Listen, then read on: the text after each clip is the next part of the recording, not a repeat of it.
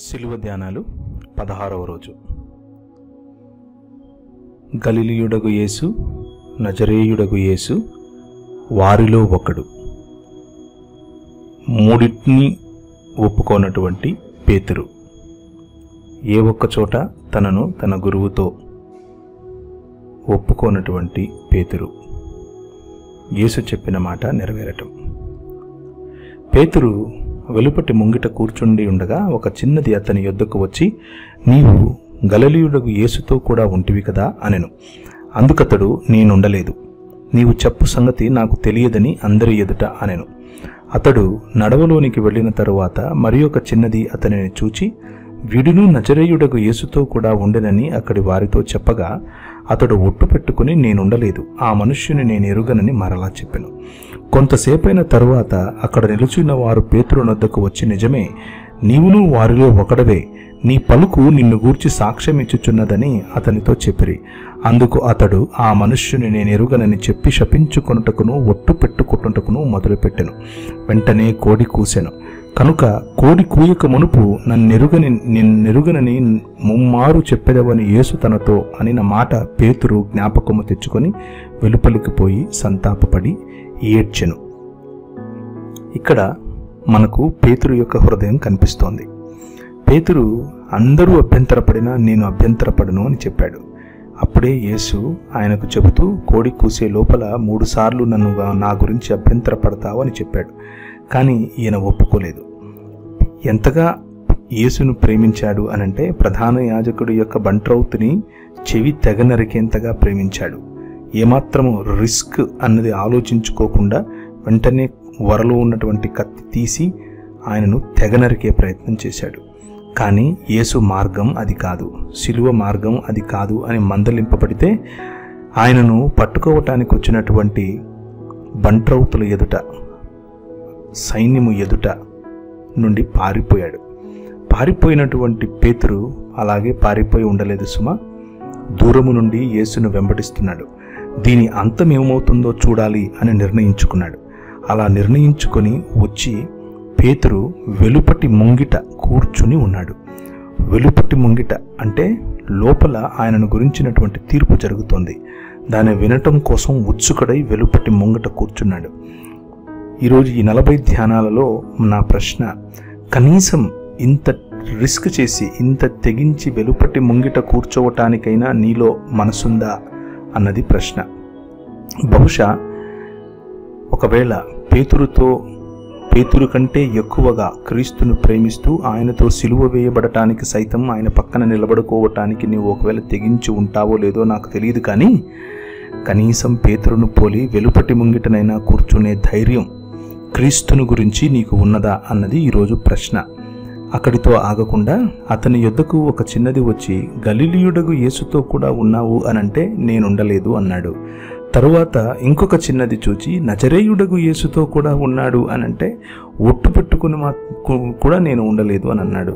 కొంతసేపు అయిన తర్వాత అక్కడ నిలుచున్న వాళ్ళు పేతురు నొద్దకు వచ్చి, నిజమే, నువ్వు కూడా వారిలో ఒకడివే అన్నప్పుడు, అందులోనూ నీ యాక్సెంట్, నీ పలుకు నిన్ను గూర్చి సాక్ష్యం ఇస్తోంది అని అంటే, నా పలుకింతే, నేనింతే, నేనేం లేను అక్కడ అని శపించుకోవటానికి, ఒట్టు పెట్టుకోవటానికి మొదలుపెట్టాడు.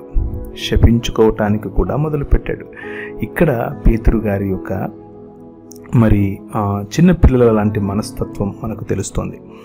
ఆయన ఏదైనా చెప్పాలి అని అనుకుంటే తీవ్రంగా చెబుతాడు, ఏదైనా చెప్పకూడదు అని అనుకుంటే తీవ్రంగా చెప్పకుండా ఉండటం కోసం ప్రయత్నం చేస్తాడు. కానీ పేతురులో ఉన్న ఇంకొక చక్కటి మనస్సు ఏమిటి అనంటే, తన మనసు ఏదైతే గద్దించిందో, తన మనసులో ఏదైతే చెప్పకూడదని అనుకుని చెప్పేశాడో, తన మనసులో ఏదైతే ప్రభు ప్రేమ దాచుకొని ఉన్నాడో, అది వెంటనే కోడి కూసిన తరువాత ఆయన యేసు చెప్పినటువంటి నన్నెరుగనని ముమ్మారు చెప్పెదవు అని యేసు చెప్పినటువంటి మాట పేతురు జ్ఞాపకం తెచ్చుకున్నాడు. He remembered it. జ్ఞాపకం తెచ్చుకొని వెలుపలికి పోయి సంతాపపడి ఏడ్చాడు. శిలువ మార్గం సంతాపం, శిలువ మార్గం ఏడుపు, శిలువ మార్గం క్షమాపణను అడగటం, శిలువ మార్గం పశ్చాత్తాపపడటం. మనలో ఒకవేళ ఉన్నటువంటి అనుభవాల్లో చాలాసార్లు మనం పొందినటువంటి, మనం చేసినటువంటి, మనం అన్నటువంటి, మనం ఇచ్చినటువంటి ఎక్స్పీరియన్సెస్ అయినా లేకపోతే మాటలైనా కొన్నిసార్లు మనల్ని గాయపెడతాయి. కొన్నిసార్లు అవతల వారిని మన ద్వారా గాయపెడతాయి. కొన్నిసార్లు మనం ప్రజలను దూరం పోయేలా, ప్రజలను మేము నిన్ను ఎరుగము అని చెప్పే అవకాశం అనే స్థితిలోనికి మనం వెళ్ళిపోతాం. కొన్నిసార్లు భయంకరమైనటువంటి ఇలాంటి నిర్ణయాలు తీసుకున్నప్పుడు మన మనస్సు మనల్ని గద్దిస్తే పశ్చాత్తాపపడే మనసు మనకు ఉండాలి.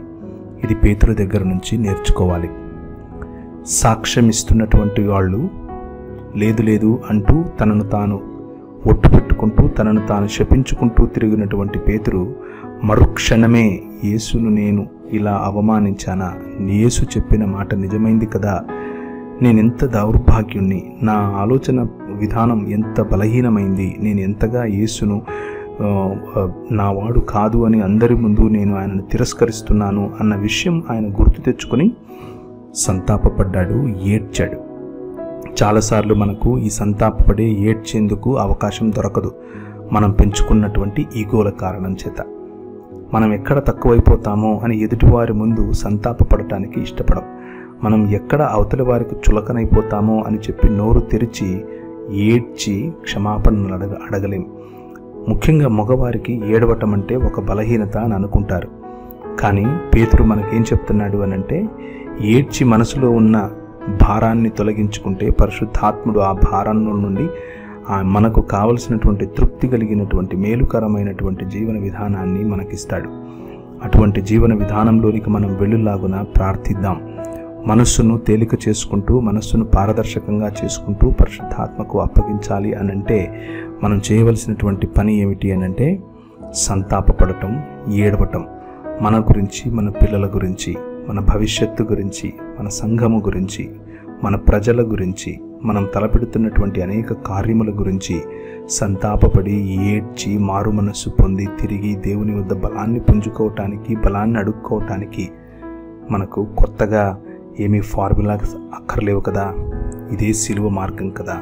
ఈ సిలువ ధ్యానాల్లో మనల్ని మనం తగ్గించుకొని, మన తప్పు మనకు తెలియజేయబడినప్పుడు దానిని ఒప్పుకొని సంతాపపడి ఏడ్చి తిరిగి దానిని చేయకుండా ఉండేందుకు ప్రయత్నం చేయటమే సిలువ మార్గం. ప్రార్థిద్దాం. కృపగలిగిన తండ్రి, మాకు సహాయం చేసి నీ సిలువ మార్గంలో బలపడటానికి మమ్మల్ని దృఢపరచమని యేసు నామమున